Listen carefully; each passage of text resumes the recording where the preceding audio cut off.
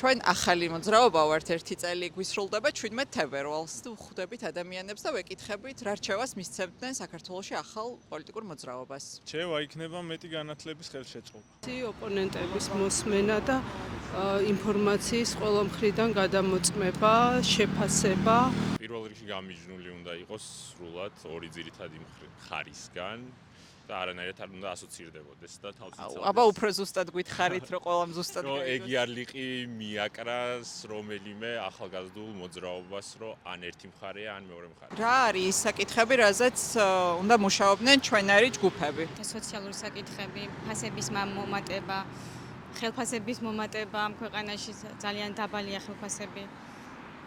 და რავი, განათლების დონე უნდა იწევს ჩემი აზრით. რომელიმე პარტია ისეთი შეიქმნას, რომ ხალხი იქეთ მიდიოდეს კი არა, დასაქმდნენ აქ.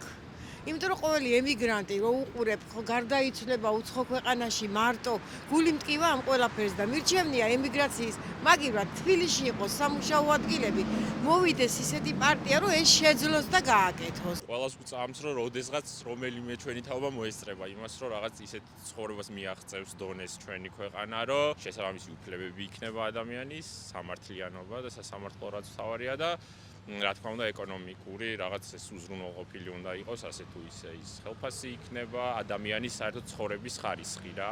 არიან ჯგუფები ამ ქვეყანაში, რომელსაც უსაზღვროდ ბევრი შემოსავალი აქვს და არის ხალხის დიდი ნაწილი, რომელსაც თვიდან თვემდე თავი ძლივს გააქვს. აი რა არის ამის მიზეზი? ორ სამსახურში მუშაობდა. ორ სამსახურში მუშაობდა. მაინც ვერ გაგაგვთავ.